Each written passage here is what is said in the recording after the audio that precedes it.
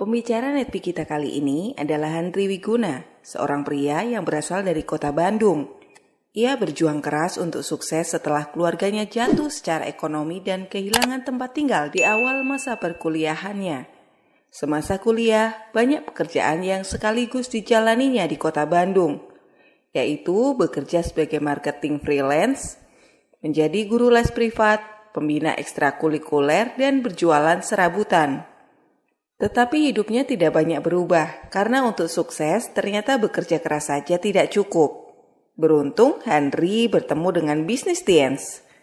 Setelah mengenal Tiens, Handri juga memanfaatkan waktu luangnya yang sangat terbatas dengan menjalankan berbagai pekerjaan tersebut di siang hari dan menjalankan bisnis Tiens di malam hari. Dengan memanfaatkan alat bantu berupa pertemuan-pertemuan yang ada di bisnis Tiens, akhirnya bisnisnya bertumbuh pesat. Saat ini Handri Wiguna telah menerima spesial cash reward card, yacht, plan, villa, dan jaringan bisnisnya telah berkembang kuat di Indonesia dan di luar negeri. Bagaimana proses perjalanan beliau menjalankan bisnis Tiens? Inilah success story dari Bapak Handri Wiguna. Selamat siang Bapak Ibu. Selamat siang. Nama saya Handri Wiguna, saya dilahirkan di kota Bandung. Saya dilahirkan di sebuah keluarga biasa Bapak Ibu. Ya, saya anak ke-9 dari 9 bersaudara. Saya menikmati cukup banyak kasih sayang dari orang tua dan dari kakak saya. Dan saya juga menikmati pendidikan seperti pada umumnya. Jadi mulai pendidikan formal dari TK, dari SD, kalau sekarang mungkin kelas 7, kelas 8 dan seterusnya ya. Dan saya bersyukur Bapak Ibu bahwa di waktu SD, ya, waktu SD itu saya dapat bisa dibilang dapat tantangan. Saya bukan siswa yang berprestasi. Maksud saya bercerita seperti ini adalah supaya teman-teman semua membandingkan gitu ya. Karena banyak orang yang berpikir, oh kalau mau jadi orang yang berhasil dia harus datang dari keluarga yang seperti apa misalkan gitu. Oh kalau mau jadi orang yang sukses berarti orang tersebut orang harus istimewa, punya kemampuan dan lain sebagainya. Maksud saya bercerita supaya teman-teman bisa membuat sebuah komparasi. Kira-kira dengan apa yang hari ini teman-teman rasakan dengan diri teman-teman sendiri, apakah teman-teman bisa berhasil? Ya. Nah Bapak Ibu, saya biasa-biasa aja, saya bukan orang yang pintar dari segi akademis. Saya nggak pernah bisa masuk ranking. Tapi waktu kelas 5, ya waktu kelas 5, itu saya dikasih tantangan sama kakak saya. Keluarga kami itu senang bulu tangkis Bapak Ibu. Ya, senang main bulu tangkis, mulai dari ayah saya, mulai dari kakak-kakak saya, semuanya senang main badminton. Dan karena lingkungan saya memang pada suka badminton, akhirnya saya juga saya jadi senang badminton. Ya tanpa disadari mungkin dari sejak kecil saya belajar tentang pengaruh dari sebuah lingkungan ya Bapak Ibu ya. Nah saya juga jadi senang main badminton, tapi yang membuat saya sedih itu kakak-kakak saya, orang tua saya itu pakai raketnya yang bagus-bagus. Sementara raket saya itu saya dibeliin raket harganya 2.500 Bapak Ibu. Jadi benar-benar nggak ada merek sama sekali. Saya begitu ngelihat juga sebenarnya dari awal udah sedih gitu ya. Kalau dibeliin cuma yang kayak gini. Tapi ya mungkin karena saya memang belum terlalu mahir jadi ya udahlah. Tapi saat itu Bapak Ibu saat kelas 5 SD itu kakak saya laki-laki yang paling tua itu melempar sebuah tantangan. Mungkin kakak saya itu ngelihat kayaknya ini si bungsu ini harus ada rangsangan gitu, harus dirangsang. Karena kalau nggak ada rangsangan, kayaknya kalau nggak ada tujuan, kayaknya ya belajar juga gitu-gitu aja. Makanya nggak pernah bisa masuk ranking Bapak Ibu. Akhirnya kakak saya menangkap apa yang saya mau. Saya kan pengen banget punya raket yang bagus Bapak Ibu. Kalau zaman jadul dulu Bapak Ibu, ngomong-ngomong saya udah 42 tahun. Ada namanya Carbonex. Itu raket ya keren lah. Jawaranya raket zaman dulu lah. Saya pengen banget itu dan kakak saya tahu, sadar itu. Dia bilang gini, kalau kamu bisa ranking 1, nanti kakak belikan Carbonex katanya gitu. Saya semangat banget Bapak Ibu. Yang awalnya benar-benar nggak punya tujuan tuh belajar juga ya, belajar gitu ya. Pulang sekolah. Ya hampir setiap hari saya pasti ada yang ketinggalan. Waktu SD tuh hampir tiap hari pasti ada yang ketinggalan. Karena saya memang nggak terlalu mentingin pelajaran gitu sebenarnya ya. Tapi karena ada satu rangsangan, satu tujuan yang dibuat oleh kakak saya, kalau kamu ranking 1, saya kasih raket Carbonex 8 waktu itu. Terus terang itu bukan sesuatu yang mudah Bapak Ibu. Karena saya nggak pernah masuk ranking. Tapi di situ karena saya ngerasa, aduh saya Carbonex ini saya harus dapat, saya pengen dapat gitu. Raket 2500 ini raket terkutuk saya pikir gitu ya. saya harus punya raket yang lebih bagus gitu. Nah akhirnya saya jadi benar-benar ya istilahnya kalau orang dewasa itu berjuang gitu loh di pelajaran Bapak Ibu. Yang biasanya nggak suka belajar jadi belajar. Sampai akhirnya saking ngebetnya saya dengan apa yang saya mau. Setiap kali mau ujian itu saya pasti jatuh sakit. Makanya di keluarga besar kami itu almarhum mama saya itu benar-benar khawatir kalau saya udah mulai jadwal masuk ujian. Karena saya pasti jatuh sakit. Demam lah apalah karena mungkin stres juga ya karena saking pengennya tapi saya tahu kemampuan saya sendiri gitu. Akhirnya ya saya teruskan Bapak Ibu, saya belajar dan akhirnya waktu kelas 5 itu saya berhasil menembus ranking pertama. Saya masuk ranking 1 di kelas 5 SD Bapak Ibu. Untuk pertama kalinya saya masuk ranking 1, saya dapat Carbonex 8 dan itu juga adalah yang terakhir kalinya saya ranking Bapak Ibu. Oh iya. Nah itu waktu SD, jadi saya terbiasa untuk belajar tentang kengototan untuk mendapatkan sesuatu. SMP saya nggak ada sesuatu yang istimewa. Masuk SMA, saya masuk ke satu SMA yang cukup bonafit di Kota Bandung. Dan di situ saya masalahnya gaul sama lingkungan yang cukup berpengaruh untuk membuat saya jadi makin benci sama sekolah Bapak Ibu. Jadi akhirnya kita lebih banyak menghabiskan waktu di tempat biliar dibandingkan sekolah. Ya, dengan berbagai alasan. Ada sampai teman saya itu dia sengaja jualan surat dokter Bapak Ibu. Iya, dia bisnis surat dokter waktu SMA. Jadi kan kalau sakit kan harus ada surat dokter ya. Nah dia sengaja bisnis itu gitu. Jadi kita beli sama dia. Meskipun akhirnya di kelas 3 dia ketangkep juga sih. Ya sama kepala sekolah dan diskor tanpa batas Bapak Ibu ya. Akhirnya saya bisa lulus. Waktu lulus juga saya nggak ada foto kelulusan. Karena waktu pas di foto saya lagi ngerokok di depan. Ya, nah saya nggak punya kenangan Bapak Ibu ya. Nggak punya kenangan foto SMA. Nah kemudian saya masuk ke salah satu universitas yang cukup bonafit juga di Kota Bandung ya. Dan karena ayah saya, ibu saya, papa mama saya itu seorang pedagang, ya usahanya juga cukup oke. Kemudian akhirnya saya berhasil masuk ke kuliah, Bapak Ibu. Pada saat di tempat kuliah, semester pertama itu terjadi sesuatu dengan usahanya bapak saya. Jadi keluarga kami memang diizinkan untuk mengalami satu kebangkrutan total, Bapak Ibu, sehingga kami harus keluar dari rumah tempat kami tinggal. Tapi pada saat waktu keluarga kami bangkrut, di situ ya saya belajar satu hal. Akhirnya di situ saya belajar untuk saya harus mencari pemasukan. Saya harus cari penghasilan sambil kuliah. Nah pada saat itu saya menjadi seorang guru les. Karena saya pikir saya nggak tahu keahlian saya apa gitu. Saya nggak tahu bahkan sukanya saya itu apa saya nggak tahu Bapak Ibu. Ya. Nah kenapa? Karena saya berpikir aduh ya saya pengen meringankan beban dari orang tua saya. Bapak Ibu sejak keluarga kami jatuh. Almarhum papa dan mama saya itu jatuh di usia lebih dari 60 tahun. Ya, rambutnya sudah memutih, ya sudah lanjut usianya. Tapi saya melihat bagaimana mereka berjuang. Itu yang membuat saya nggak berani buat mengeluh. Saya malu kalau saya mengeluh dengan keadaan. Karena saya melihat bagaimana mereka, meskipun mereka sudah terpuruk, mereka bangkit Bapak Ibu. Mereka melakukan berbagai cara untuk menunaikan tanggung jawab dan kewajibannya sebagai orang tua. Bapak Ibu sekalian.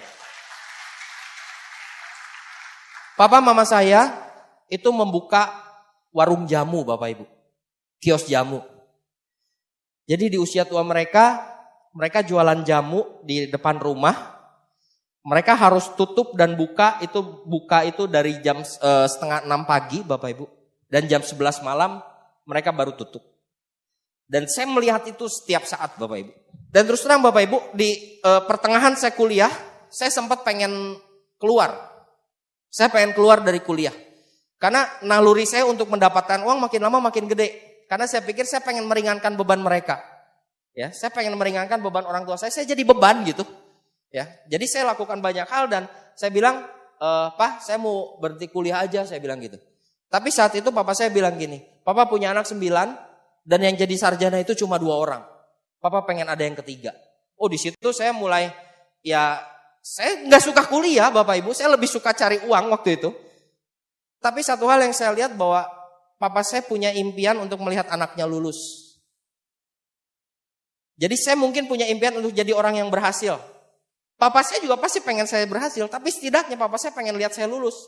Jadi saya tetap beresin kuliah saya sampai selesai Bapak Ibu sekalian. Nah buat teman-teman semua yang hari ini mungkin sudah pernah mendengarkan tentang peluang bisnis yang akan dibagikan nanti.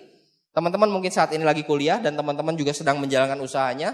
Anda mungkin boleh punya impian, tapi tetap selesaikan kuliah Anda. Bagi waktu dengan bisnis ini karena kuliah, melihat Anda lulus itu impian dari orang tua Anda Bapak Ibu sekalian. Ya. Nah, teman-teman mungkin ada di antara Anda yang mahasiswa. Mahasiswa ini kayak saya dulu, cukup idealis Bapak Ibu. Tenang aja, sekarang masih mahasiswa. Jadi pengusaha tenang aja, nanti nikmati masa muda, masih mahasiswa. Setiap kali ada peluang yang datang, sorry, sibuk gua. Sarjana, aku mahasiswa. Banyak yang gitu enggak? Di Bandung banyak Bapak Ibu. Termasuk saya waktu itu. Termasuk saya. Nah artinya Bapak Ibu, pada saat kita menjadi seorang mahasiswa, kemudian mungkin mahasiswa masih bisa dibilang tujuannya adalah lulus. Tapi Anda harus mempersiapkan pada saat Anda beres lulus kuliah, what next? Apa yang Anda bisa lakukan? Apa yang Anda perjuangkan? Bapak Ibu sekalian, bisnis ini yang nanti akan dibagikan oleh para pengundang Anda adalah sebuah usaha yang bisa Anda perjuangkan dan Anda kerjakan meskipun saat ini Anda punya profesi utama sebagai mahasiswa. Anda bisa kerjakan meskipun Anda saat ini sebagai seorang profesional atau pekerja. Bisnis ini tidak membutuhkan waktu yang terlalu banyak untuk Anda perjuangkan Bapak Ibu. Nah, beres saya kuliah, saya coba kan ngelamar kerja. Di situ juga saya belajar lagi tuh. Saya dapat dari senior, dari orang-orang tua gitu ya. Kamu belajar yang benar. Nilaimu yang bagus. Nanti kamu kerja di perusahaan bagus. Gajimu besar.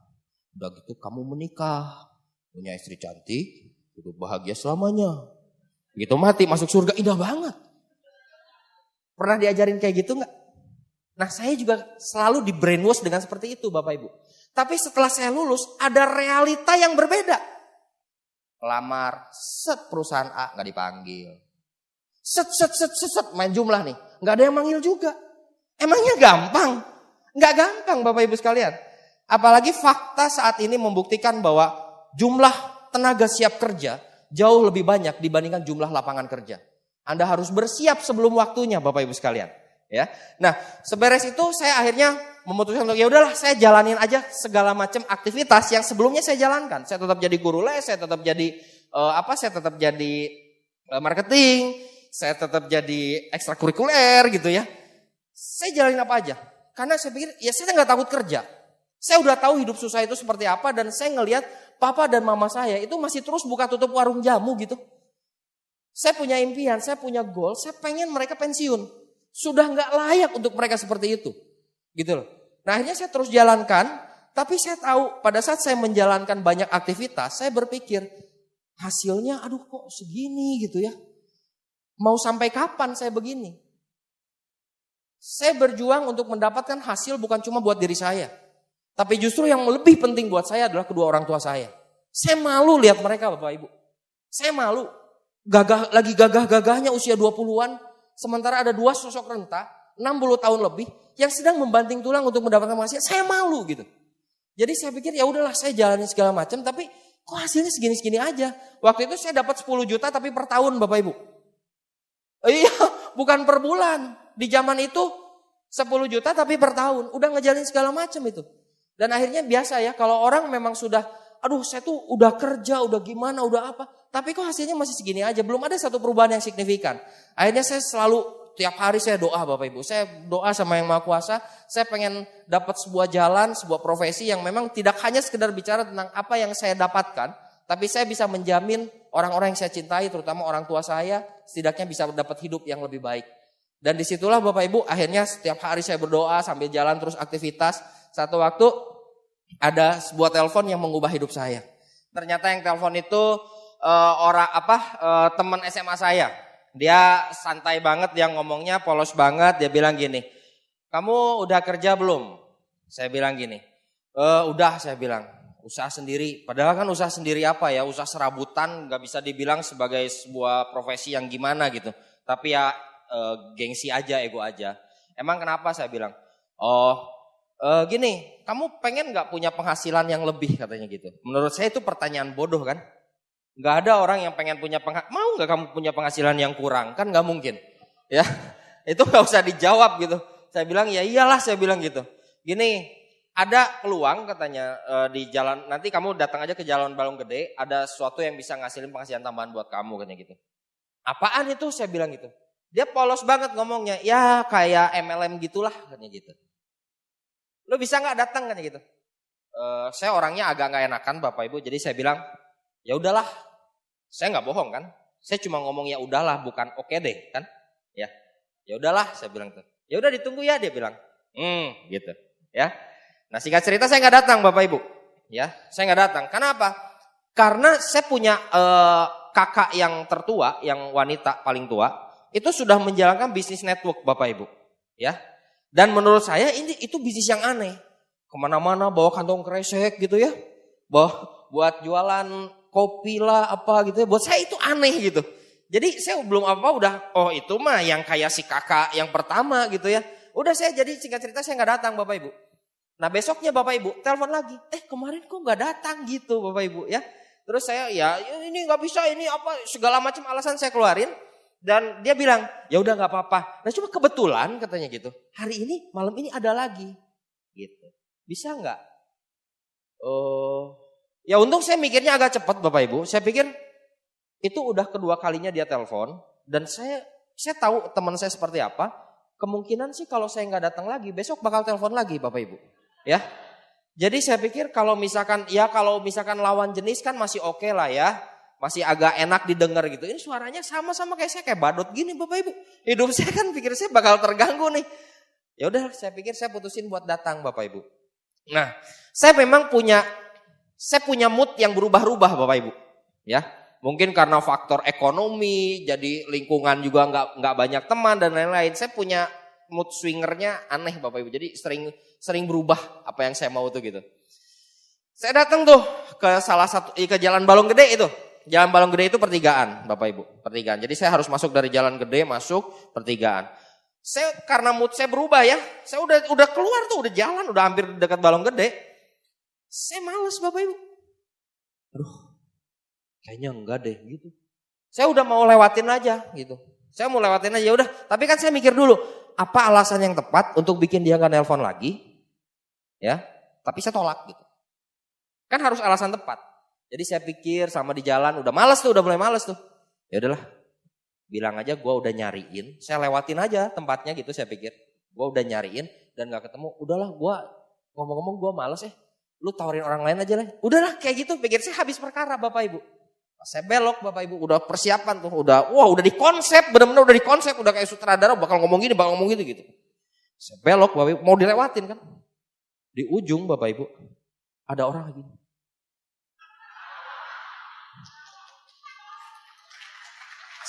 Bapak Ibu, kan saya juga manusia ya. Kalau lihat muka kayak gitu kan saya kayaknya saya jadi pembunuh gitu loh. Mukanya tuh penuh harap gitu ya, bersinar-sinar. Aduh gitu ya, kayaknya gue brengsek banget kalau gue gak jadi saya dengerin gitu ya. Udahlah saya akhirnya masuk aja, saya masuk. Nah di situ saya mendengarkan penjelasan tentang bisnis ini Bapak Ibu. Ya, saya mendengarkan penjelasan bisnis ini dimulai dari pembukaan paradigma gitu ceritanya. Ya, meskipun saya waktu itu nggak ngerti paradigma itu apa. Tapi yang saya nangkep banget, yang saya ngeh banget, ada pertama dibukain tentang Robert Kiyosaki. Nah, Robert Kiyosaki ini dijelasin tuh sama yang ngejelasin tuh.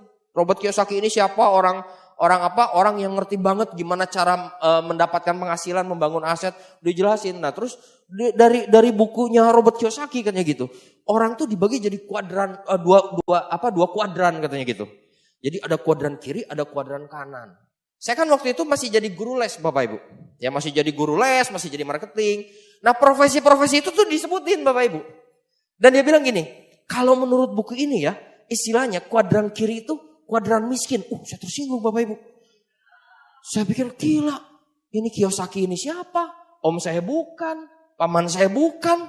Kok menghina gitu ya? Gitu. Nah, tapi ya udahlah. terus lanjut tuh tentang pengenalan business stance itu seperti apa dan sebagainya. Saya cuma lihat satu hal Bapak Ibu. Oh di sini hasilnya bisa besar. Hasilnya gede, itu yang saya butuhkan. Itu yang pertama, tertarik juga. Yang kedua, ada dibilang gini, ini akumulasi katanya gitu. Jadi akumulasi itu kayak umur. Mau sekarang umur 15, 1 tahun kemudian udah pasti 16. Sekarang yang umur 20 tahun ke depan udah pasti umur 21. Artinya cepat atau lambat udah pasti nyampe punya. Nah berarti kan penghasilan yang sedemikian besar dengan sistem akumulasi selama dikerjakan pasti nyampe. Itu yang bikin saya tertarik Bapak Ibu. Saya tertarik saat itu memang cukup tertarik gitu ya. Kemudian saya memang pada saat mendengarkan bisnis ini saya ngelihat oh ini tertarik. Ini bagus. Oh ternyata apa yang saya bayangkan tentang network marketing itu tidak sesuai dengan apa yang saya saksikan langsung. Nah kemudian begitu beres ya saya pulang kembali ke rumah. Tapi ya biasa Bapak Ibu ya yang namanya orang sibuk gitu ya. Orang banyak aktivitas.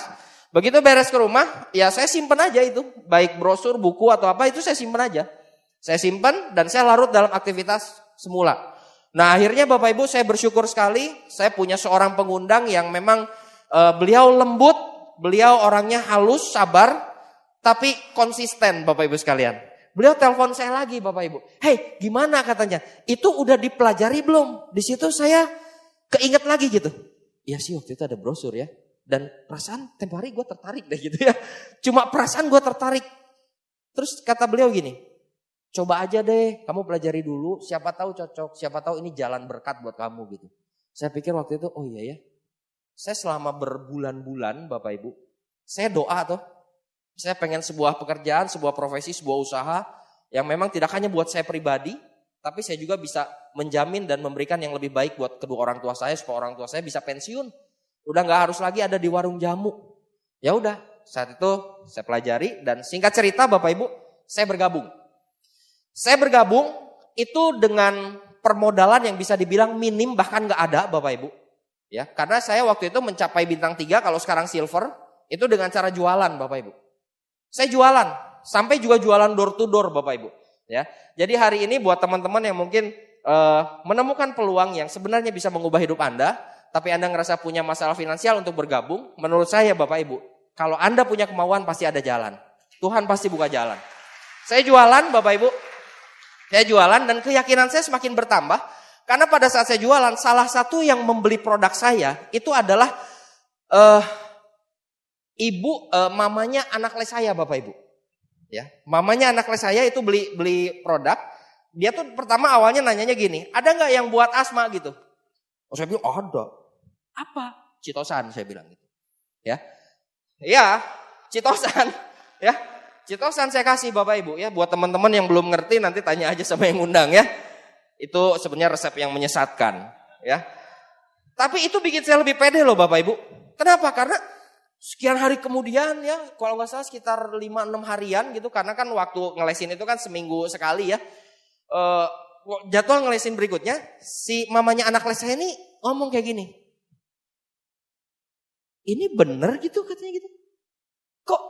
Kok nggak ada perubahan sama sekali. Saya bilang gini, butuh waktu tante, saya bilang gitu. Ya saya berusaha dong, namanya juga berusaha kan. Masa langsung, oh iya tante kayaknya saya salah kan. Langsung dia gitu. Butuh waktu tante, saya bilang gitu. Semua kan ini namanya juga herbal, saya bilang butuh waktu, gak kayak obat-obatan kimia. Saya bilang gitu Bapak Ibu. Ya karena saya diajarin sama orang yang ngundang saya tuh, ya intinya ini herbal dan butuh waktu itu. Jadi itu saya pakai Bapak Ibu. Ya. Nah, udah gitu, oh ya, untungnya dia percaya Bapak Ibu, ya. Dia percaya, udah gitu dia pakai lagi. Selang kurang lebih sekitar 3 minggu, berarti sekitar 1 bulan lah ya. Kan habis tuh produk. Dia nggak datang nganter anaknya, dia cuma telepon. Padahal anaknya juga lagi les, telepon. Kan? Kayaknya nggak ada khasiatnya deh, gitu dia bilang.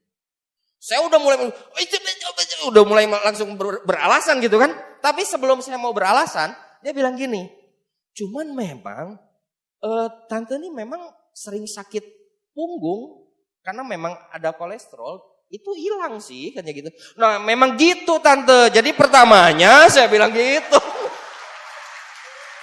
Nah Bapak Ibu, itu bukan cara yang benar memang.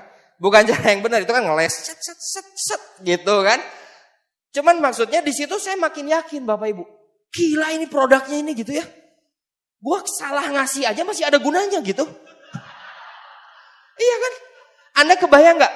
Satu produk salah ngasih bermanfaat buat kesehatan. Apalagi pas ngasihnya, bener nggak? Ini produknya luar biasa saya pikir. Ya. Nah akhirnya setelah saya bintang 3 yaitu cerita-cerita awal saya menjual bagaimana saya menjadi seorang silver atau bintang 3 ya. Kemudian saya tanya sama orang yang undang saya. Oh yang ngomong-ngomong Bapak Ibu, orang yang undang saya ini saat ini sudah benar-benar ibarat menjadi saudara, menjadi seorang kakak, seorang mentor, benar-benar sahabat terbaik buat saya. Kalau saya diminta untuk menyebutkan salah satu orang yang paling berjasa buat hidup saya akan dengan semangat saya akan mengatakan nama orang yang satu ini. Mohon berikan aplaus buat sponsor saya, pengundang saya saat itu, Godline Indonesia Bawa Ten Fung Yu. Nah terus saya tanya nih, oke saya udah silver, terus ngapain nih? Lu ajakin teman-teman gitu. Ya simpel kan, ngajakin teman-teman. Gimana saya bilang? Ya, terus caranya gimana? Ya kan waktu kemarin kan kamu ngedengerin orang itu ada yang jelasin ya itulah kurang lebih ajakin teman buat bareng-bareng ngelakuin hal yang sama sama lu. Sesederhana itu Bapak Ibu. Ya udahlah, saya coba untuk melakukan dengan gaya seadanya Bapak Ibu ya. Teman-teman saya ajakin, saya pikir ini produknya bagus, hasilnya bisa gede. Wah cuma orang goblok yang nolak, saya pikir gitu. Jadi saya pede banget Bapak Ibu. Saya ngajakin teman-teman saya, ada yang nolak ya, ada yang pada saat saya jelasin, matanya lihat. Ini bisnis apa saya pikir ya? Kok emang harus gini ya gitu ya? Ya saya ngobrol lagi sama orang yang ngundang. Makanya saya bersyukur Bapak Ibu, bisnis ini Bapak Ibu Anda gak kerja sendirian. Anda gak ngerti gak masalah. Anda melakukan langkah demi langkah. Anda akan dipandu oleh mentor Anda. Ya. Saya tanya lagi. Ya udah memang gitu kan. Kan gak semua orang bakal menerima apa yang kamu tawarin. Saya pikir ya benar juga ya. Sekarang kebayang gak Bapak Ibu? Kalau misalnya setiap yang kita tawarkan selalu mau, rasanya hidup ini jadi gak bagus Bapak Ibu. Benar gak sih? Perlu ada penyeimbang kan gitu. Akhirnya saya coba tawarin lagi dan salah satu rekan saya terbaik itu saya tawarin juga. Tapi beliau gak mau. Karena beliau gak mau saya tawarin adiknya. Nah di situ Bapak Ibu.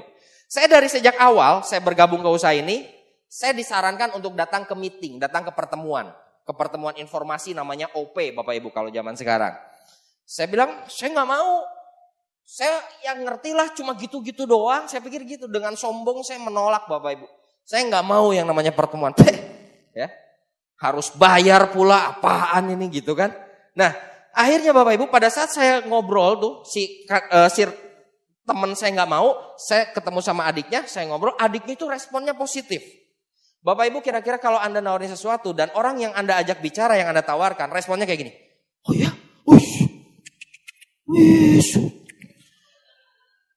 Itu positif gak sih? Saya waktu itu gak punya pengalaman Bapak Ibu. Dia cuma bilang, serius? Gila ya. Itu positif bukan sih? Itu kan positif, benar gak sih?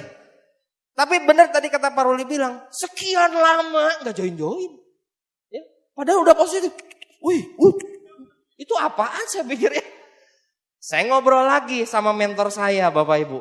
Si A, karena mentor saya juga kenal sama beliau. Si A ini begini-begini, responnya bagus Pak, tapi enggak join. Beliau bilang gini, beliau orangnya ramah, lembut Bapak Ibu. Makanya gua bilang juga bawa ke pertemuan.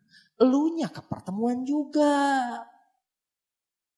Saya kan udah habis akal Bapak Ibu ya. Karena saya penasaran banget. Kenapa si positif blow on ini kok enggak join-join gitu? Bingung saya gitu ya. Ya udahlah karena saya putus asa, saya bawa dia ke pertemuan, saya ajak ke pertemuan. Di pertemuan sikap saya masih nggak bagus Bapak Ibu. Awal saya pertemuan nih, saya bilang gini, Sa, tuh itu kan lu lihat itu kan ada meja ya, nah di situ ada tulisan tuh yang tulisan ceban tuh 10.000 tuh. Jadi lu masuk aja, lu bayar 10.000, nah lu masuk ke ruangan, lu dengerin aja. Terus dia bilang, lu enggak, gue di sini aja, lu masuk aja. Saya di luar Bapak Ibu. Dan orang yang saya undang nurut masuk.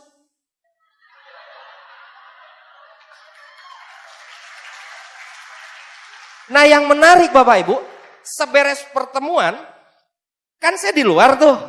Begitu beres pertemuan ada orang-orang bubar gitu kan. Saya langsung berdiri, saya samperin. Gimana? Saya bilang gitu. Oh kayak pahlawan banget ya. Gimana? Saya bilang. Ini tuh yang kemarin lu jelasin. Iya, saya bilang. Gua join. Kebayang gak Bapak Ibu? Dia gak join-join, saya heran. Sekali pertemuan dia join kan. Saya juga heran. Kok bisa ya? Padahal saya udah berbusa loh Bapak Ibu. Tapi di situ saya klik. Oh ini tuh gunanya pertemuan. Nah dari situlah Bapak Ibu, saya mulai tidak negatif sama pertemuan. Tapi saya tetap gak mau pertemuan. Ya gitu. Oke lanjut. Ya. Join Bapak Ibu ya. Jadi saya sejak dia join, saya tahu gitu manfaat pertemuan apa. Kalau ada orang yang susah banget, saya ajak pertemuan. Ada orang yang bisa di closing, langsung saya closing gitu. Jadi ngandelin kemampuan pribadi aja dengan ya cara presentasi yang belepotan. Nah akhirnya dengan cara presentasi yang belepotan pun ya saya belajar satu hal Bapak Ibu. Nggak penting dengan Anda memahami bisnis ini atau enggak. Yang penting Anda semangat, banyak orang yang bakal bergabung hanya karena semangat Anda Bapak Ibu sekalian. Ya. Dengan begitu Bapak Ibu, saya bisa break sebagai bintang 4 saat itu. Kalau bintang 4 berarti zaman sekarang apa ya? Bingung ya peringkatnya ya. Ya naik peringkat lah intinya. Ya, cuma dengan semangat aja naik peringkat Bapak Ibu. Nah pas naik peringkat, itu kan di bulan tersebut ada turun bonus kan. Bagi bonus. Saya mau ngambil bonus. Saya kalau ngambil bonus kan saya rajin Bapak Ibu. Nomor 1 ya. Bonus sudah turun ya, saya bilang gitu. Ke stokis, ya, ke yang punya stokis. Yang punya stokis bilang gini, kebetulan dia juga distributor aktif, Bapak Ibu distributor juga, nggak cuma sekedar punya stokis. Oh ya, lu mau ambil nggak? Pertanyaan bodoh lagi gitu. Masa sih nggak mau diambil kan? Pasti, ya mau lah saya bilang. Gua ke Balong Gede, saya bilang, gua nggak di Balong Gede, gua ada di Hotel X, dia bilang. Hotel? Kalau lu mau ambil, lu datang ke Hotel X. Karena buat bonus ya, saya kan murahan orangnya. Demi bonus, demi duit, tak datangi wis. Ya, saya datang ke hotel, saya telepon. Di parkiran saya telepon. Lu di mana? Saya bilang. Gua udah di Hotel X. Gua di lantai 3. Lu naik aja. Saya naik. Saya gampang didikte dengan duit, Bapak Ibu. Ya. Iyalah awalnya benar-benar orang bukan benar-benar nggak punya duit 10 juta setahun, Bos. Ya 10 juta setahun cukup buat apa gitu kan. Nah, di lantai 3 itu si ruangan itu agak sedikit terbuka gini. Saya tuh telepon lagi. Telepon saya bilang, "Di mana?" Saya bilang. Ini lagi sesi, ini lagi sesi. Lu masuk aja katanya. Bentar. Kalau masuk kan harus bayar saya pikir ya. Kan kalau saya masuk kan nggak bisa nyelonong gitu aja kan ada 20.000 itu di situ. Ya. Wah, itu langsung pertentangan batin Bapak Ibu. Ya. Masuk bayar. Masuk bayar. Tapi saya pikir bayarlah gitu ya. Saya bayar. Oke, saya masuk Bapak Ibu. Nah, saya bersyukur Bapak Ibu. Kalau kita benar-benar punya kemauan yang bulat untuk mengubah hidup Bapak Ibu. Kita nggak takut kerja keras.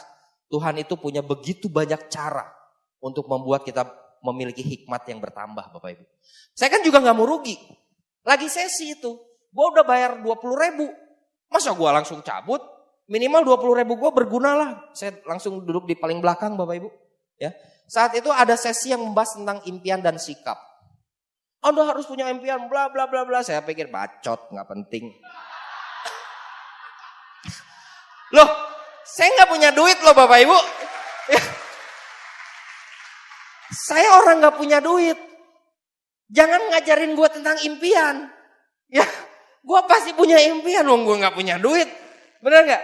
Nah, ya udahlah. Saya pikir ini nggak ada gunanya sih sebenarnya sesi ini. Saya pikir gitu ya.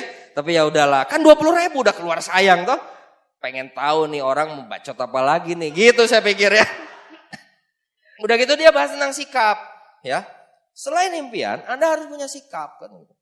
Anda sekarang sedang menjalankan satu bisnis yang besar. Anda harus menyikapi bisnis ini sebagai seorang pebisnis. Contoh, mulai dari penampilan. Masa Anda mau menawarkan sebuah bisnis besar, Anda seorang pebisnis, Anda kemana-mana pakai kaos oblong. Di situ saya pakai kaos oblong. Set. Gitu ya, pakai kaos oblong. Anda pakai celana jeans, kumal lagi katanya gitu. Nah waktu itu saya pakai celana jeans yang memang semakin lama nggak dicuci makin enak buat dipakai Bapak Ibu. Ya, kan anak muda zaman dulu ya, kayak itulah ya. Jadi banyak sobek-sobek di sini. Sobeknya juga bukan sobek model Bapak Ibu, sobek karena kepanjangan tapi ya saya jalan seret gitu. Ya, saya pakai yang kayak gitu Bapak Ibu ya. Nah belum beres Bapak Ibu ya, udah pakai oblong, celana jeans kumal, pakai sendal jepit pula katanya gitu. Saya waktu itu pakai sendal buatan Jerman mereknya Swallow warna hijau Bapak Ibu. Ya. Di situ terus terang saya tersinggung Bapak Ibu. Saya tersinggung. Gila. Ini orang siapa gitu saya pikir ya. Ini orang siapa kok kayaknya nyinggung banget gitu ya. Jadi saya nggak sampai beresin banget, saya langsung turun ke bawah Bapak Ibu. Saya turun ke bawah, saya nyalain motor kan. Nyalain motor, saya mikir. Sambil gitu, bentar. Orang itu kan gak kenal saya. Saya juga duduk paling belakang. Kayak gini nih, saya duduk, saya lihat Anda yang paling belakang, saya gak tahu Anda pakai apa aja. Gak mungkin saya sampai tahu Anda pakai sendal. Bener gak? Saya pikir, saya duduk paling belakang, dia gak kenal. Ya, gak mungkin ke gue, saya pikir ya. Terus pas saya lagi gini juga, lagian ngomong-ngomong benar juga gitu ya. Iya Bapak Ibu. Nah di situ Bapak Ibu sekalian, saya mulai belajar untuk mengolah penampilan saya sendiri.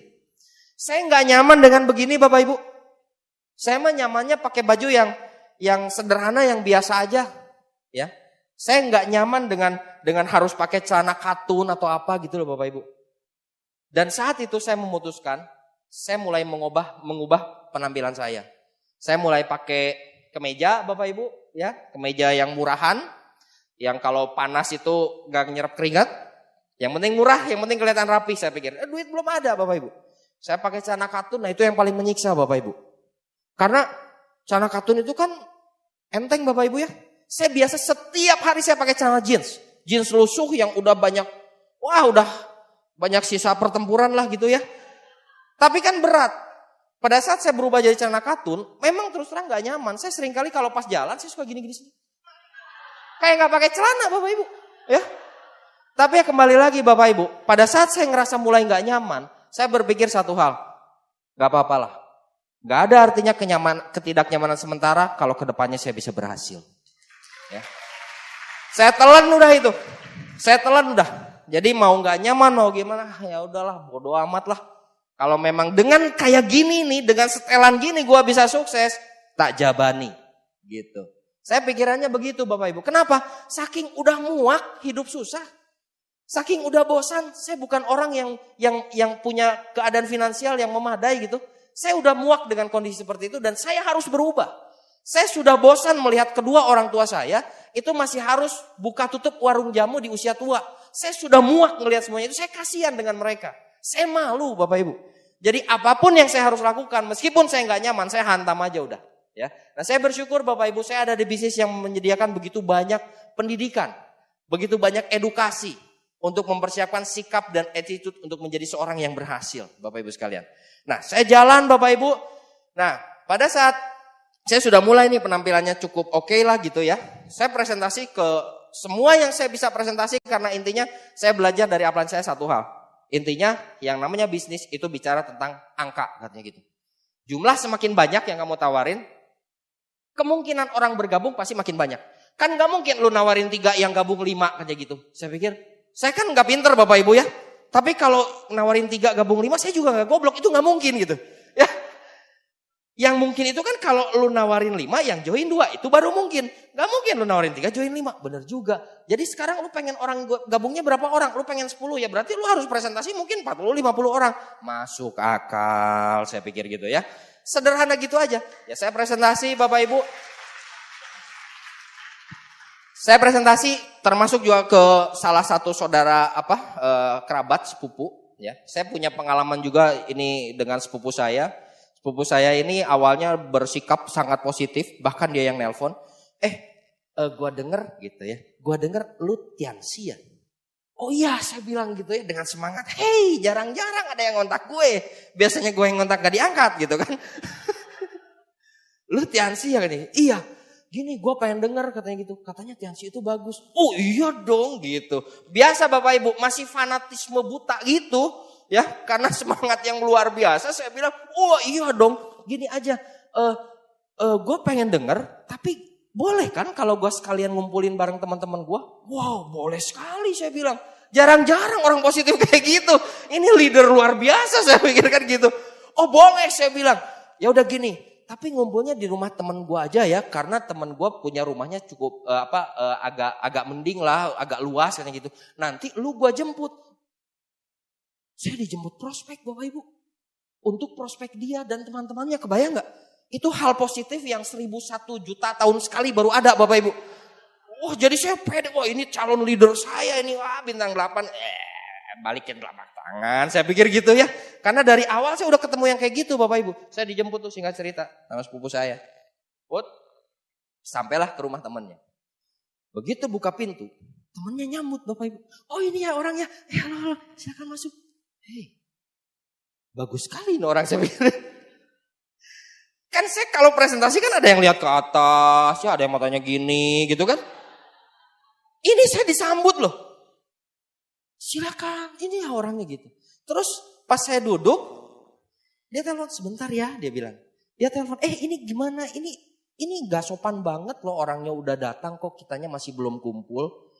Wow, prospek ngundang prospek berikutnya. Wah, luar biasa, belum pernah saya alami saya pikir ya. Saya makin semangat di situ Bapak Ibu. Datang tuh 4 orang, 5 orangan lah, jadi totalan sekitar 6-7 orang sama sepupu saya. Kita lesehan gitu kan, duduk kan. Saya kan udah siapin alat perang tuh, alat bantu tuh ya. Ada brosur apa, belum ada flip chart saat itu Bapak Ibu ya. Saya mau keluarin, dianya lagi sibuk sendiri. Dia juga ngeluarin sesuatu dari tasnya. Si tuan rumah gitu. Saya lagi ngeluarin juga gitu ya. Jadi saya cukup terganggu. Dia ngapain ya gitu ya. Dia ngeluarin alat bantu duluan Bapak Ibu. Set, dia mulai dengan gini, kita kan sudah tahu kenapa kita berkumpul di sini. Dia bilang, saya sudah menjalankan 7 MLM. Dan MLM ini sama dia dibukain brosurnya. Tak, yang terbaik. Maksudnya gitu ya dalam hati. Ternyata saya mau diprospek Bapak Ibu. Pantesan kok ada prospek ngundang prospek, saya pikir gitu ya. Di situ yang namanya bintang 8 balikin telapak, biar buyar sudah Bapak Ibu. Ya.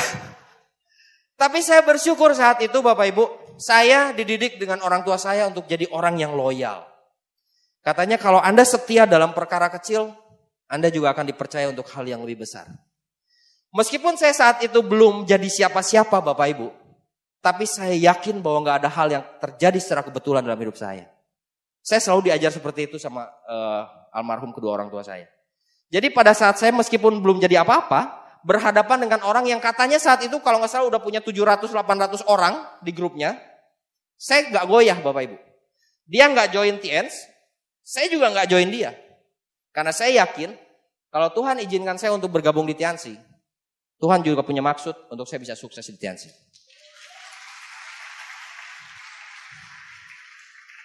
Kalau sekarang ngomongnya keren gak?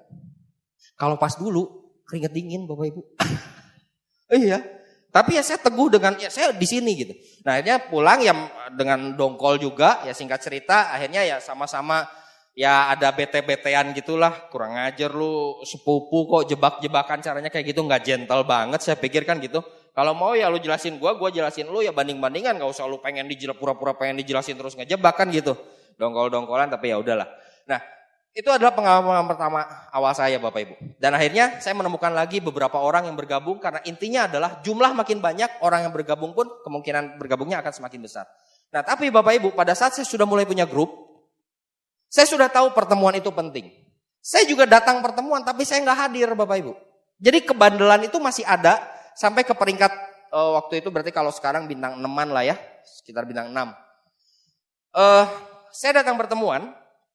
Kerjaan saya gini, saya ngelihat absensi. Si ini datang, si ini datang, downline gitu. Ini datang, oke. Begitu mereka sudah kelihatan tuh di absensi, udah pada datang, udah ada di absensi. Ya tugas saya selesai, saya pikir. Saya nggak usah nemenin di pertemuan. Saya di luar, Bapak Ibu. Jadi saya datang pertemuan, tapi saya di luar. Kerjaannya apa? Ngerokok di luar. Iya, sambil jongkok Bapak Ibu. Set. Ya. Sementara yang lain lagi pertemuan. Dan saya bersyukur mungkin saya punya kepemimpinan yang kuat Bapak Ibu dari dulu. Saya punya leadership yang bagus. Jadi downline saya loyal Bapak Ibu. Ya. Minggu kedua mereka lihat mungkin si Up lagi ngerokok di luar, temenin 2 orang. Minggu ketiga ada 3 orang lagi. Itu si Up lagi pada di situ. Ayo. Jadi saya bikin OP di luar Bapak Ibu. Ya. Yang lain di dalam lagi bersemangat, ini bisnis luar biasa, lagi begitu. Kita lagi pipa perdamaian. Lingkaran kecil, lingkaran besar. Itu grup Bapak Ibu. Nah di situ Bapak Ibu saya belajar. Di bulan, saya ingat banget di bulan dimana almost semua grup saya keluar. Omset saya terjun bebas Bapak Ibu. Ya mungkin karena mereka gak belajar gitu. Di situ saya mikir, oh gitu ya. Aduh berat sih memang buat hadir gitu ya. Tapi demi masa depan saya pikir ya. Udahlah, kayaknya ini gara-gara gue saya pikir. Saya masuk Bapak Ibu. Setiap pertemuan saya hadir dan puji Tuhan Bapak Ibu, yang ngikutin cuma sedikit. Kalau yang ngikutin keluar, all out Bapak Ibu. Full team. Ya. Tapi pada saat saya mulai mencoba untuk mencontohkan hal yang benar, itu sedikit yang ngikut gitu. Nah di situ saya belajar satu hal, oh berarti bisnis itu bisnis duplikasi, bisnis fotokopi gitu. Apa yang kita lakukan, itu cenderung dilakukan sama grup kita juga. Berarti kalau masalah pertemuan dan lain-lain, saya nggak boleh sembarangan lagi nih, saya pikir seperti itu. Nah itu sekelumit tentang saya di bintang 6 Bapak Ibu. Jadi kalau bicara tentang berproses, proses di bisnis ini apa sih? Paling penolakan Bapak Ibu. Nah naik peringkat, saya ke bintang 6, saya saat itu belajar untuk keluar kota Bapak Ibu. Karena saya lihat upline saya mulai keluar kota dan saya belajar kayaknya asik juga nih ngebangun luar kota. Saya bangun luar kota dan tanpa persiapan apapun, jadi ya hasilnya memang saya terkatung-katung di luar kota. Ya, salah satu kota di Jawa Tengah saat itu.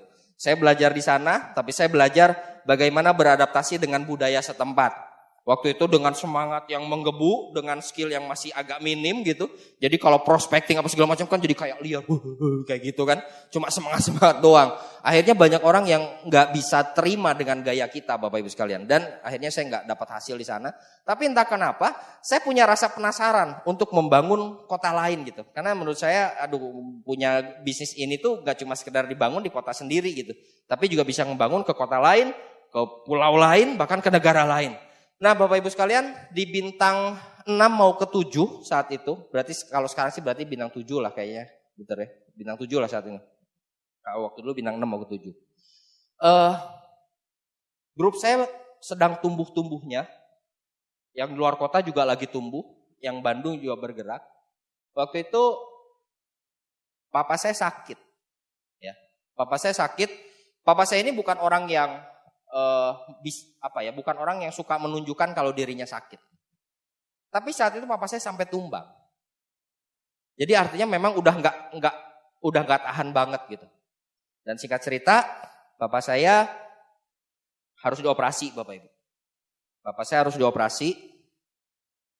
Beres dari operasi, itu saya sebenarnya udah, kok nggak biasanya gitu papa kayak gini gitu. Beres dioperasi, karena memang divonis harus operasi saat itu, papa saya nggak bisa bicara. Jadi beliau ditopang banyak selang gitu ya, banyak selang-selang kedokteran, begitu beres operasi, nggak bisa bicara, nggak bisa apa. Terus terang saya lihat itu setiap hari, ya saya nggak bisa bilang firasat, tapi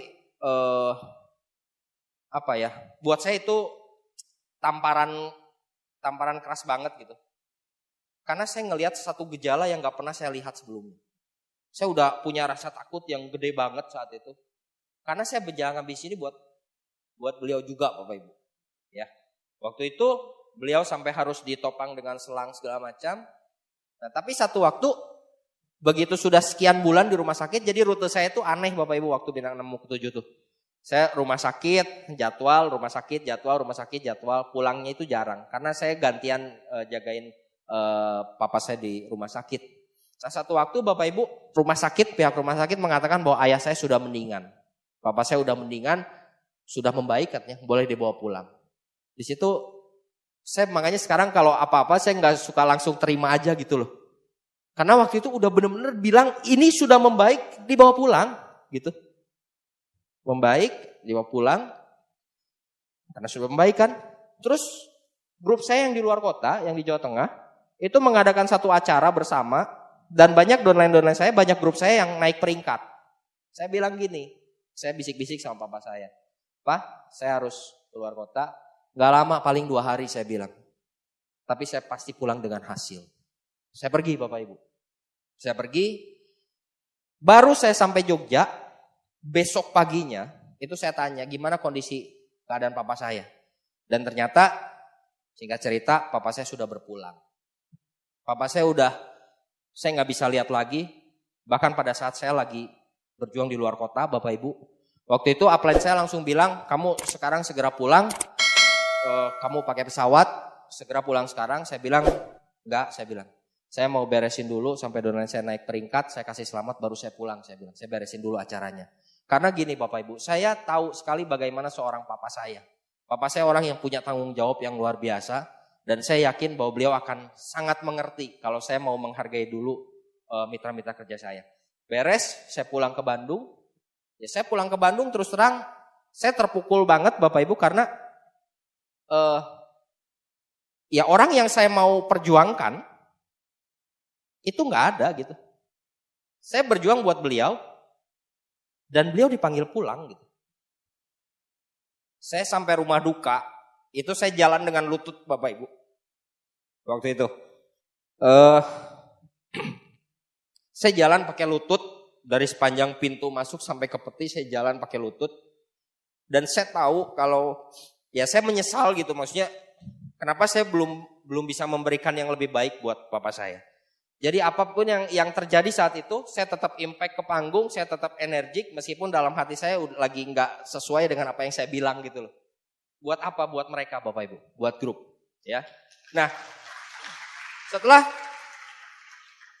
tepat tutup buku setelah itu, saya baru break naik New Bintang 7 dengan penghasilan yang sudah lumayan, yang seharusnya sudah mulai bisa memberi yang jauh lebih baik, tapi orang yang mau dikasih nggak ada Bapak Ibu. Jadi saya benar-benar saat itu kayak orang linglung, saya nge-lag. Ya. Saya nge-lag sekian lama, terus ya saya tahu kalau ya orang tua saya kan papa dan mama, masih ada mama saya. Jadi saya dari situ saya bekerja lebih lagi, saya nggak mau hal yang sama terulang kembali Bapak Ibu sekalian. Saya nggak keburu tuh, papa saya nggak keburu buat bahagiakan. Saya harus lebih ekstra supaya mama saya masih bisa sempat saya bahagiakan. Ya, nah singkat cerita bintang 7 kemudian saya naik bintang 8. Nah di bintang 8 ini Bapak Ibu, ya saya bersyukur bahwa saya ada di bisnis yang tepat. Saya nggak takut kerja keras Bapak Ibu. Yang saya takutkan adalah saya kerja keras di tempat yang salah. Berapa banyak orang-orang pekerja keras di luar sana? Tapi berapa banyak di antara mereka yang sudah bekerja keras tapi mereka tidak mendapatkan hasil yang sepadan dengan kerja keras mereka? Banyak Bapak Ibu. Yang saya sangat bersyukur di bisnis ini, kerja keras saya ada di tempat yang tepat. Sampai akhirnya saya terima reward luxury car itu tahun 2007 Bapak Ibu. Ya, tahun 2007. Nah ini Bapak Ibu, ini motor saya. Motor perjuangan Yamaha Force One. Sampai sekarang masih ada Bapak Ibu. Jadi di samping Mercy saya yang putih itu saya taruh motor ini. Mau 1 miliar pun saya nggak akan jual Bapak Ibu. Serius? Anda bisa ketawa tapi benar saya nggak akan jual. Anda mau tawar 1 miliar saya nggak akan jual. Bukan masalah harganya tapi value-nya Bapak Ibu. Saya setiap kali ngelihat motor ini, saya belajar untuk menjadi orang yang nggak lupa dengan asal. Saya berjuang pakai motor ini kehujanan Bapak Ibu, kepanasan, buat presentasi, buat jadwal. Setiap kali beres jadwal mau ke pertemuan ternyata di pertengahan jalan hujan Bapak Ibu, ya. Sampai basah, sampai celana dalam. Datang ke OP, cepret. Saya rasain Bapak Ibu. Saya rasakan. Saya sengaja simpan motor ini Bapak Ibu sampai detik ini. Supaya saya bisa punya gambaran saya dulu siapa. Saya gak mau lupa dengan asal. Saya gak mau jadi kacang yang lupa dengan kulitnya. Saya belajar untuk terus mengingat dari mana saya berasal. Ini rumah kontrakan kami Bapak Ibu sekeluarga waktu itu. Jadi kalau teman-teman semua berpikir bahwa wah pasti datang dari keluarga yang ada, enggak, ini buktinya Bapak Ibu. Kalau Anda ke Bandung silakan cari Jalan Kebon Kopi nomor 176 dekat Gang Haji Ibu Ucu. Ya, itu tempat sekeluarga kami tinggal. Udah enggak kayak rumah Bapak Ibu. Ya. Jadi gimana saya berani bermimpi dengan kondisi seperti ini? Tapi saya bersyukur kembali lagi, saya akhirnya berani bermimpi, berani bertarung karena bisnis ini menjaga edukasi dan lingkungan yang tepat untuk mencapai impian dan cita-cita Bapak Ibu. Ya. Nah ini pada saat saya dapatkan luxury car ya secara fisik dapat 2008. Ini waktu saya ambil Mercedes Benz itu saya ajak almarhum mama saya. Saya ajak mama saya. Pada saat jatuh keluarga, mama saya ini jadi orang yang sangat antisosial Bapak Ibu. Pada saat ada orang misalkan teman saya atau mitra kerja saya berkunjung datang ke rumah, mama saya akan masuk ke kamar. Karena pada saat keluarga kami jatuh, beliau ini seorang pemikir, saya yakin bahwa beliau menyadari bahwa omongan di luar sana itu sedemikian dahsyat Bapak Ibu. Ada yang ngomong utangnya kebanyakan lah, ada yang ngomong nggak sanggup bayar apa jadi rumahnya diambil. Anda bayangkan Bapak, rumah tempat kami tinggal pun diambil dengan semua isinya, ya. Dan itu terjadi dengan ibu saya, mama saya di usia di atas 60 tahun. Jadi bagi saya pribadi memberikan yang terbaik, salah satunya kebanggaan diri. Pride dan percaya diri, itu salah satu tujuan saya di bisnis ini Bapak Ibu, buat mama saya. Ini pada saat 2009 saya terima cash reward yachts, ini 2013 cash reward plane, waktu itu juga di Jakarta. Nah ini cash reward terakhir bareng-bareng sama teman saya nih Pak Ruli ya. Aduh, Pak Ruli ini luar biasa lah. 2014, saya waktu lihat Pak Ruli ngejar Bapak Ibu, ini kan disediain 2 nih, kan rivalnya ada beberapa Pak ya. Saya ngelihat Pak Ruli update status. Hasil kerja kerasnya bikin beliau tumbang. Tadinya saya pengen message Bapak Ibu. Udahlah, ngapain kerja keras, nggak perlu terlalu ngoyo gitu ya. Tapi nggak enak juga. Ya, tapi akhirnya Bapak Ibu tetap kita berdua 2014 kita ada di panggung yang sama buat dapat villanya Bapak Ibu. Ya, oke. Nah Bapak Ibu, hari ini apa yang saya dapatkan? Kalau dibilang secara materi saya nggak bisa sebutkan angkanya Bapak Ibu. Karena menurut saya di atas langit masih ada langit. Dan yang namanya rupiah itu semua tergantung orangnya. Relatif. Ada orang bilang 50 juta sebulan itu besar. Tapi ada orang yang bilang 500 juta sebulan itu kekecilan. Tapi ada juga orang yang bilang 2 juta sebulan gua orang paling kaya seBanten. Iya, relatif. Jadi saya nggak bisa sebutkan. Tapi kalau sekedar mobil satu aja mas tiap bulan bisa lah. Ya, kurang lebih kayak gitu. Saya nggak sebutin angkanya ya. Nah, dan lebih penting lagi Bapak Ibu, saya bisa mendapatkan semuanya itu bukan karena saya punya skill yang bagus. Saya nggak punya kepercayaan diri yang tinggi waktu awal saya bangun bisnis ini. Karena saya datang dari keluarga yang terpuruk secara ekonomi. Saya menjadi orang yang introvert. Saya marketing, betul marketing. Saya nawarin segala macam. Dengan modal keberanian yang luar biasa. Yang kalau ditolak sekali aja saya udah langsung balik badan Bapak Ibu. Saya punya citra diri yang sangat rendah. Pada saat saya bangun bisnis ini, saya belajar untuk menipu diri saya sendiri. Ada istilah bilang fake it until you make it. Palsukan sampai benar-benar kejadian. Saya tampil sebagai orang yang penuh percaya diri. Padahal saya nggak sampai di situ waktu awal saya bangun bisnis ini. Saya cuma modal semangat aja. Yang saya tahu, saya harus berjuang. Yang saya tahu, saya harus kerja keras. Kenapa? Bukan karena apa yang saya jalankan.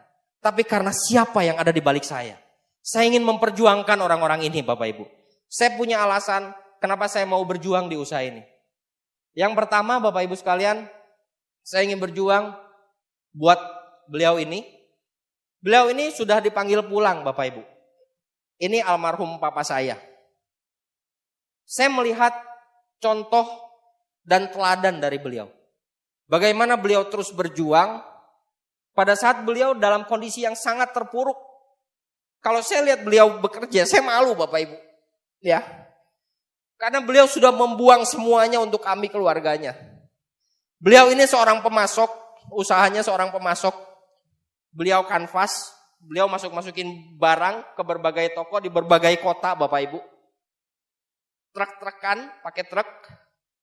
Bukan hal yang sedikit. Pada saat beliau jatuh, pada saat keluarga kami jatuh, beliau harus buka warung jamu, dan beliau harus pergi ke toko-toko grosir kecil untuk membeli sekedar rokok ketengan, bolpen beberapa butir, beberapa buah, telur beberapa butir untuk dijual Bapak Ibu. Dan saya tahu itu beliau membuang egonya luar biasa. Mukanya udah beliau buang. Dan saya malu setiap kali beliau melihat beliau bekerja gitu. Beliau kemana-mana pakai motor, ya. Beliau kemana-mana pakai motor saat itu, di usia yang sudah demikian tua. Setiap jam 4:30 subuh sudah bangun, dan jam 12, jam 1 malam, itu baru tidur karena baru tutup toko. Saya berjuang di usaha ini, meskipun beliau udah gak ada. Tapi saya tetap mau berjuang di sini Bapak Ibu. Karena kalau saya berhenti, saya malu. Beliau berjuang dalam kondisi yang gak menyenangkan sama sekali Bapak Ibu. Dan saya harus menunjukkan bahwa apa yang beliau tunjukkan itu turun sama diri saya. Saya mungkin termasuk salah satu dari segelintir orang yang percaya dan meyakini bahwa meskipun beliau udah gak ada, tapi justru saat beliau sudah tidak ada secara fisik, beliau selalu menyertai saya. Kemana saya pergi. Beliau bisa melihat saya di atas. Beliau bisa memantau saya apa yang saya lakukan. Dan saya gak mau bikin malu Bapak Ibu. Apapun yang harus saya alami di sini, saya akan lakukan. Untuk memberikan pada beliau apa yang beliau contohkan. Itu saya lakukan. Yang kedua Bapak Ibu, ini saya mengalami proses yang lumayan di 2010 Bapak Ibu. Saya baru menikah. Saat itu saya punya proses yang lumayan besar. Bahkan bisa dibilang salah satu yang terbesar yang pernah terjadi Bapak Ibu. Di 2010, saya turun sampai tinggal sisa 10% Bapak Ibu. Saya saat itu baru menikah. Saya menikah dengan seorang anak dari keluarga yang sangat-sangat amat mampu. Kuat sekali Bapak Ibu. Dan saya bawa untuk sampai ke bawah Bapak Ibu. Saat menikah dengan saya. Di saat jatuh, saya ingat beliau. Saya ingat almarhum papa saya. Bagaimana teladan beliau. Jadi pada saat saya terpuruk Bapak Ibu. Saat saya terpuruk, saya datang ke pusara beliau. Saya datang ke kuburan beliau di 2010. Dengan kondisi bisnis yang sudah luluh lantak, sudah hancur lebur. Dan saya katakan saat itu, saya pasang bunga, tulisan villa. Saya bilang, Pak, saya akan selesaikan. Saya bakal selesaikan, saya bakal bangkit dari kejatuhan sekarang. Itu di 2010 Bapak Ibu. Jadi 2010 saya mengalami proses yang luar biasa besar dan saya harus bertarung sendirian Bapak Ibu. Ya. Saya harus ketemu lagi satu persatu. Saya harus berusaha benahi sedikit demi sedikit. Dan gak mudah Bapak Ibu. Tapi gak mudah tidak sama dengan mustahil. Meskipun tidak mudah. Tapi selama itu tidak mustahil, kita perjuangkan. Tidak ada yang tidak mungkin. Karena saya selalu yakin Bapak Ibu. Setiap keringat kita. Setiap kerja keras kita. Setiap air mata kita. Mungkin manusia bisa gak melihat. Mungkin manusia bisa tidak tersentuh. Tapi sang pemberi berkat, dia yang akan melihat keringat Anda. Dia yang akan melihat air mata kita. Dia yang akan melihat betapa sulitnya untuk kita berjuang. Kita mengetuk hatinya Bapak Ibu sekalian. Bertarung bukan untuk dilihat seorang manusia. Tapi terus berjuang untuk melunakkan hati yang maha kuasa. Sukses bukan datang dari manusia Bapak Ibu. Sukses datang dari yang maha kuasa. Tugas kita sebagai manusia adalah bertarung. Tugas kita sebagai manusia adalah berjuang. Setiap kali kita jatuh kita bangkit. Setiap kali kita terkapar kita bangkit lebih tinggi. Setiap kali kita terkapar kita bangkit lebih tinggi Bapak Ibu sekalian. Saya membuat komitmen di 2010. Saya membangun ulang semuanya Bapak Ibu. Saya bangun ulang semuanya. Dan saat itu Bapak Ibu sekalian, mama saya, meskipun saya nggak bilang Bapak Ibu, mama saya tahu kondisinya. Saya nggak ngomong apa-apa. Mama saya tinggal dengan saya. Tinggal dengan kami, dengan saya dan istri. Saya nggak pernah cerita tentang kondisi bisnis saya. Karena saya khawatir beliau jadi kepikiran. Tapi sepertinya beliau tahu. Seorang ibu itu luar biasa Bapak Ibu. Pernah satu malam, saya dibilang sama ibu saya, pada saat 2010 tuh, Mama tahu gak gampang. Saya bingung gak gampang gimana gitu. Mama saya kelihatannya tahu saya lagi jatuh. Mama tahu gak gampang. Tapi anak mama pasti bisa bangun lagi. Itu jadi bekal motivasi yang luar biasa buat saya Bapak Ibu. Karena beliau ini adalah orang yang dari sejak awal, beliau yang selalu mendukung saya Bapak Ibu. Waktu saya mulai membangun luar kotanya udah mulai jadi, bonus saya belum besar Bapak Ibu. Sehingga akhirnya saya kesulitan masalah operasional untuk berangkat Bapak Ibu sekalian. Investasi keberangkatan untuk kereta dan lain-lain itu berat, untuk bis dan lain-lain. Saya ingat sekali Bapak Ibu, mama saya satu waktu saat saya mau berangkat ke salah satu kota di Jawa Tengah, mama saya ngajak saya ngobrol di meja makan Bapak Ibu, di baliknya kios jamu.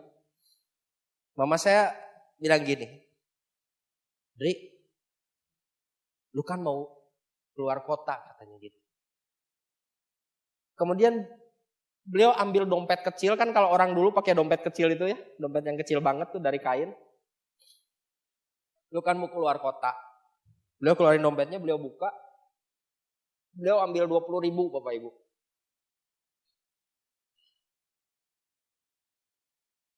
Saya ingat banget gimana wajah beliau. Beliau cuma ngeliatin uangnya terus gini. Mama gak punya yang lain selain ini. Tapi lu lebih perlu. Lu pakai. Saya ambil Bapak Ibu. Itu mungkin gak cukup buat sekedar kereta. Tapi saya ambil itu sebagai pertanda.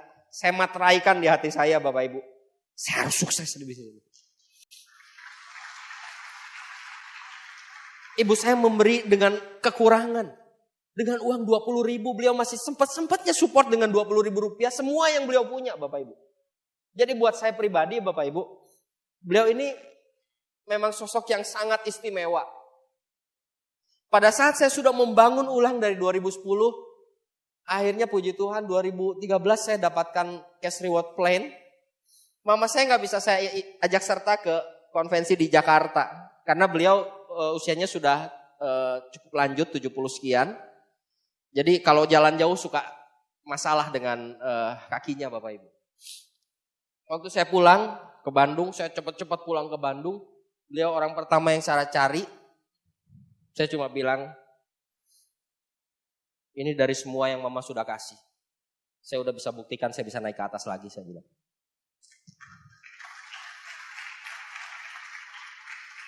Beliau ini sudah dipanggil pulang di 2016 Bapak Ibu. 2016 bulan Februari tanggal 19. Saya kehilangan banget.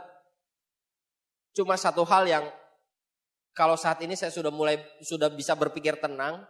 Saya bersyukur karena setidaknya saya sudah bisa melihat begitu banyak senyuman beliau. Beliau pada saat mengalami kejatuhan keluarga, beliau susah sekali untuk tersenyum Bapak Ibu. Karena beliau tahu bagaimana diomongin sama orang-orang di luar sana. Ngelihat orang asing datang ke rumah, dia masuk, beliau masuk. Orang asing itu pulang, beliau baru keluar. Paling nanya itu siapa? Dan setiap kali diajak ngomong dengan orang yang dikenal sekalipun, dia matanya ke bawah Bapak Ibu. Itu bahasa tubuh yang saya gak suka. Saya gak suka lihat mama saya seperti itu. Yang saya syukuri di bisnis ini, mama saya seenggaknya menemukan lagi kepercayaan dirinya.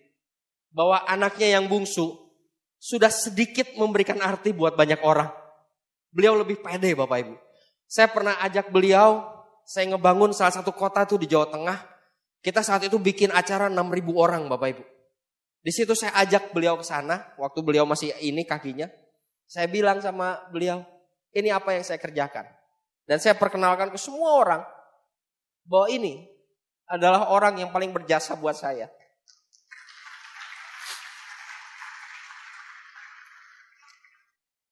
Kembali lagi Bapak Ibu, saya percaya bahwa beliau tidak hadir secara fisik. Saya nggak bisa lagi lihat fisiknya. Saya saat beliau hilang, saya bukan berbulan-bulan Bapak Ibu, hampir 1 tahun saya blank Bapak Ibu. Saya blank karena saya udah nggak bisa ngelihat beliau lagi. Tapi kembali lagi saya percaya bahwa beliau selalu bersama dengan saya. Beliau saat ini bahkan bisa melihat apa yang saya lakukan di kota lain. Pada saat beliau hadir secara fisik, mungkin beliau nggak bisa lihat apa yang saya lakukan di Jakarta. Beliau nggak bisa melihat apa yang saya lakukan selama saya di Jawa Timur. Tapi saat ini Bapak Ibu, secara fisik mungkin udah nggak ada. Tapi saya percaya sekali bahwa mata beliau menyertai kemana saya pergi. Ke kota manapun saya berjuang, mata beliau selalu ada bersama dengan saya. Ini yang menjadi sumber kekuatan untuk saya. Untuk terus bertarung. Dan pada saat 2010 Bapak Ibu, 2010 pada saat mengalami masalah yang sedemikian besar, waktu itu saya punya emosi negatif. Jadi apa yang membuat saya bertahan sampai saat ini? Untuk saya menunjukkan bahwa dengan atau tanpa orang-orang yang meninggalkan saya akan bisa terus ke puncak.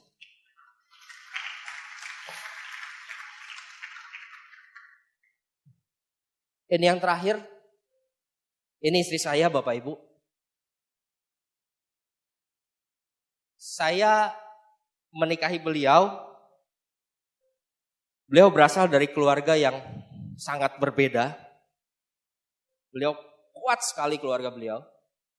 Dan pada saat ke bisnis ini, di tahun pertama kami, terjadi hal yang menghabiskan bisnis kami.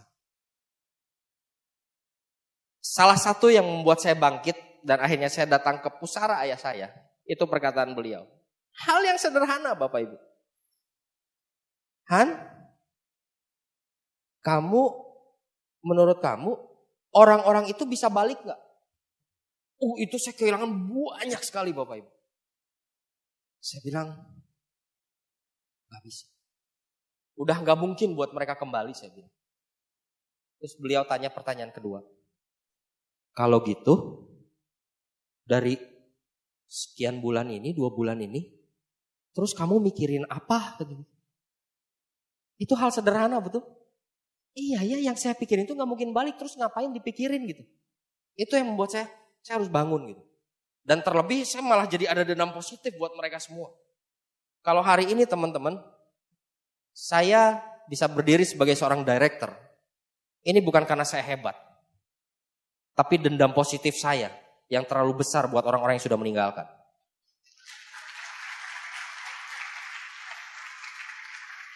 Saya tidak akan pernah menunjukkan pada mereka bahwa, aduh, kamu sih gue jadi gini nih. Saya gak akan pernah nunjukin muka itu Bapak Ibu. Gak akan pernah. Saya tidak akan pernah kontak untuk, ayolah kita gini lagi. Gak akan pernah. Karena sekali dia sudah mangkir, buat saya itu sudah selesai. Saya akan bangun yang baru. Dan saya gak takut untuk berjuang lagi. Buat mereka semua. Bapak Ibu sekalian, hari ini teman-teman semua, apa yang saya sharingkan, mungkin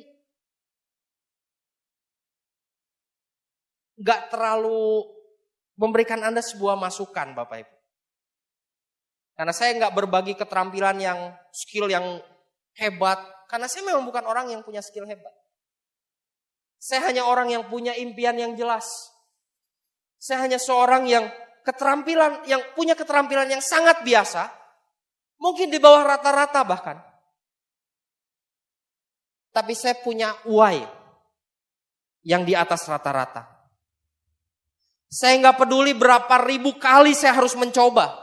Dengan berbagai kebodohan saya, dengan berbagai kegagalan saya. Tapi saya akan terus lakukan karena saya punya mereka Bapak Ibu. Hari ini teman-teman semua. Buat Anda yang hadir ke sini, saya nggak tahu apa yang saat ini Anda alami. Apakah mungkin Anda belum bergabung? Atau mungkin Anda yang sudah bergabung? Yang hari ini mungkin Anda sedang berproses. Find your why. Untuk siapa Anda berjuang? Untuk siapa Anda bertarung? Bapak Ibu teman-teman semuanya, lebih banyak orang yang negatif di luar sana dibandingkan orang-orang yang positif di dalam sini. Lebih banyak orang-orang yang akan menghendaki dan menunggu Anda untuk jatuh dan tidak mau lagi menjalankan bisnis ini. Dibandingkan orang yang terus mau mendoakan Anda untuk terus mau berjuang dan bangkit untuk Anda bisa sampai ke puncak. Bapak Ibu sekalian, mungkin banyak orang-orang di luar sana yang saat ini sedang menunggu. Dengar-dengar, kamu jatuh ya. Kamu yakin kamu mau teruskan? Banyak orang-orang seperti itu Bapak Ibu. Orang-orang di luar sana, begitu banyak orang yang sedang mengintai Anda. Yang saat ini Anda sedang lemah. Saat ini Anda sedang mulai goyah keyakinan Anda untuk menjalankan bisnis ini. Tapi sadari Bapak Ibu, ada 1-2 orang yang setiap hari mereka berlutut di malam hari. Mereka menyebut nama Anda dalam doanya. Mereka orang tua Anda. Mereka orang-orang yang cinta dengan Anda. Dan mereka katakan pada Tuhan, Tuhan, tolong bantu anak saya. Tolong bantu istri saya. Tolong bantu suami saya untuk sampai ke puncak. Bapak Ibu, perjuangkan orang-orang yang Anda cintai. Perjuangkan impian-impian Anda. Pastikan teman-teman semua, biarkan orang-orang yang di luar sana, kita bantah semuanya. Bukan dengan perkataan, tapi dengan bukti. Apakah Anda siap untuk berjuang? Apakah Anda siap untuk menempuh jarak panjang? Apakah Anda siap untuk melawan cuaca? Kalau Anda siap, satu kalimat penutup buat Anda. Saya tunggu Anda di puncak. Selamat sore.